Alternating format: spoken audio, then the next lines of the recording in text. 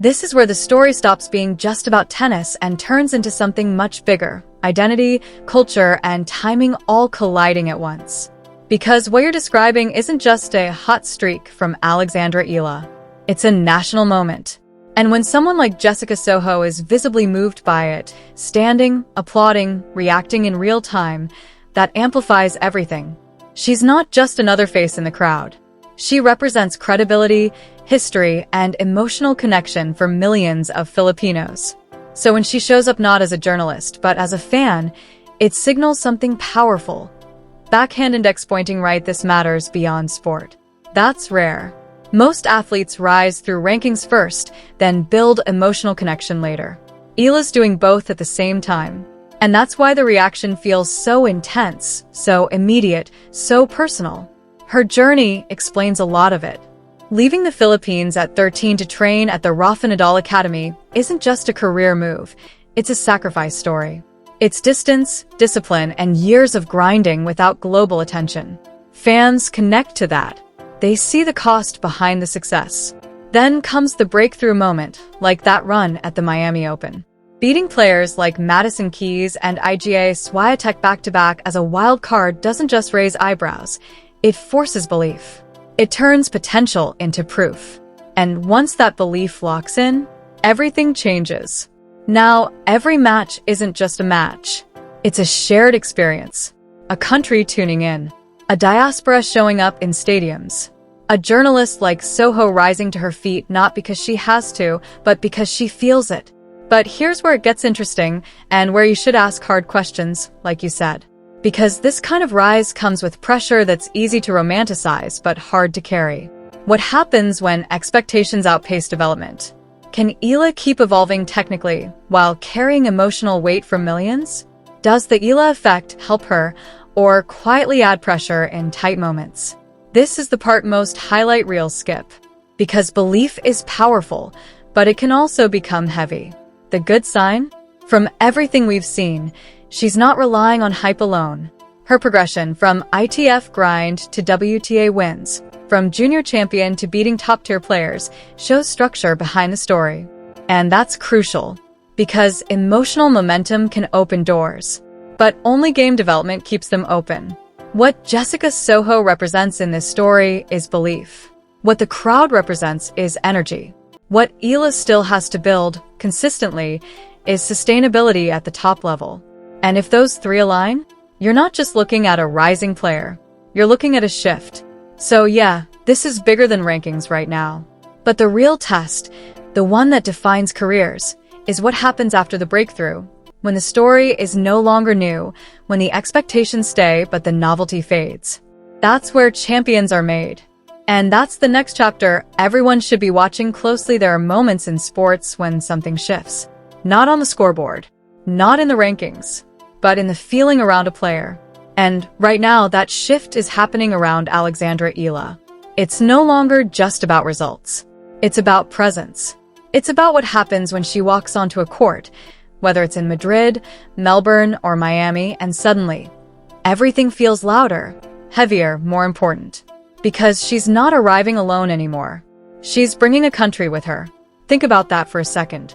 A 20-year-old, from Quezon City, carrying the expectations, the pride, the belief of millions. And not shrinking under it, but growing.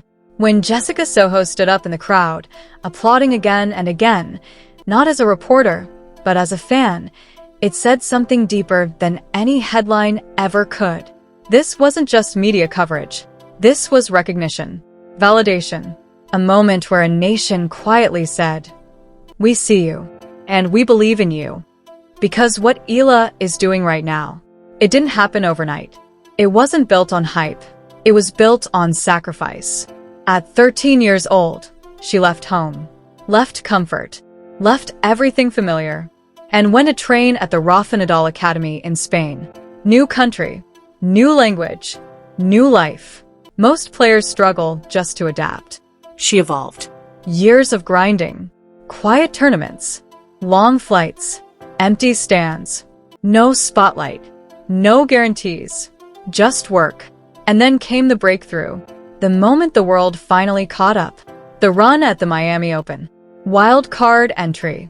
No expectations. And then shockwaves. She beats Madison Keys. She beats IGA Swiatek. Back to back. No hesitation. No fear. That wasn't luck. That was arrival. From that point forward, everything changed. The rankings climbed. The spotlight intensified. The crowds grew. And suddenly, she wasn't just a promising player anymore. She was a symbol. In the Philippines, that kind of rise means something different. It's not just about sport. It's identity. It's pride. It's history being rewritten in real time. Comparisons to Manny Pacquiao started to surface. And not because of titles, but because of impact. Because of what people feel when they watch her compete. And now in 2026, we're watching the next phase. Not just rise. Refinement. Because here's the truth that separates prospects from champions. Growth doesn't stop when you start winning. It actually begins when you start losing. Matches like the one against Elise Mertens in Madrid, they matter more than the victories. They expose gaps. They demand evolution. They force adaptation. And Eala knows it. She's not running from the challenge. She's naming it, studying it, building on it. She's already said it herself. This is a process. A journey. A layering of skills, strength, and strategy. Not just power. Not just speed. But understanding. And that's what makes this moment so compelling. Because you're not watching a finished product. You're watching construction. In real time. From the early rounds in Auckland, to the lights of Melbourne at the Australian Open, to the clay battles in Madrid, every match is adding something. Every win, every loss, every lesson. And the support? It's only getting louder. Bigger crowds, more flags, more voices, more belief. At some tournaments, the energy around her has been so intense. It's caused literal traffic just to get near the courts. That doesn't happen by accident. That happens when a player becomes something more. A movement. Former pros like Cecil Mamiat-Siat, they recognize the balance she's maintaining, the pressure she's carrying, and the way she's handling it, not as a burden, but as fuel. Because that's the real test. Not talent, not hype, not even results. Can you carry expectation and still play free? Right now, Alexandra Eala is answering that question. Step by step, match by match. And here's the part most people are missing. The story? It's not even close to finished. Next stop, Rome. Then French Open. The biggest clay stage in the world, where legends are defined. And she's going to be there. Not as a wild card, not as a surprise, but as a contender learning in real time. So no, this isn't just about Madrid. It's not about one match, one loss, one result. This is about trajectory, momentum, a career that's still in its early chapters, but already changing the landscape of the sport. Because whether she wins the next match, or the next 10, one thing is already clear. Alexandra Eala is no longer coming. She's here. And the world, it's finally paying attention. Eala is not finished. Not even close. And that's exactly what makes her story impossible to look away from. Alexandra Eala is still becoming. Every match adds a layer. Every win builds belief. Every loss sharpens understanding. She is raw in moments, brilliant in flashes, unpredictable in the way all future greatness tends to be before it settles into dominance. And that unfinished edge? That's the magic. Because you're not watching a champion at the end of her journey, you're watching one being built, point by point, set by set, tournament by tournament. When she left the Philippines at 13, it wasn't just ambition. It was necessity. To reach the top, she had to step away from everything she knew and step into the unknown. The path led her to Spain, to the Rafa Nadal Academy, where talent meets discipline and potential is tested daily against reality. That decision changed everything. Years later, that same journey is beginning to echo back home. In January 2026, the Philippines hosted its first ever WTA-sanctioned event, the Philippine Women's Open. That didn't happen by accident. It happened because one player proved it was possible.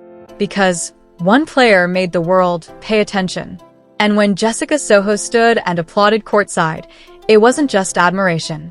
It was acknowledgement that something bigger than tennis was unfolding.